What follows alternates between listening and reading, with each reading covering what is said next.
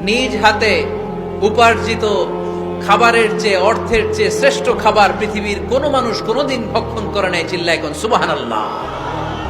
শ্রেষ্ঠতম খাবার, নিজ হাতে উপার্জিত খাবার, ঘাম জড়িয়ে যে অর্থ উপার্জন করা হয়, যে ইনকাম করা হয়, এটা হালাল।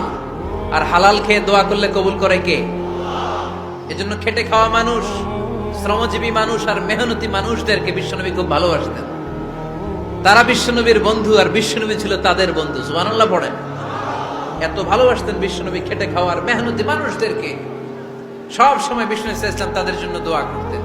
এজন্য যারা খেটে খায় তারা কপালওয়ালা, তারা মুস্তাজাবুদ দাওয়া। তারা কি? মুস্তাজাবুদ দাওয়া মানে এমন ব্যক্তি যে ব্যক্তি দোয়া করতে দেরি হয় কিন্তু দোয়া কবুল হতে দেরি হয় না। আপনারা এখানে ব্যবসা করেন কে কে? দেখি তো, হাত তুলেন তো। ব্যবসা, মাশাআল্লাহ, অনেক ব্যবসায়ী আছে তো দেখি। আচ্ছা, হাত নামান।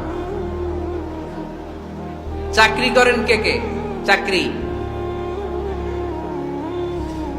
চাকরিও তো অনেক করে দেখি, হাত নামান। প্রবাসী, ছুটিতে দেশে আসছেন। হুজুর আমি আছি, কই? আপনি দেখতে আসছেন? মাশাআল্লাহ। কোন দেশে থাকেন? সৌদি আরব। আলহামদুলিল্লাহ। সৌদিতে ভাল লাগে নাকি সৌদি স্বপ্নের দেশ, খাটতে খাটতে জীবন শেষ?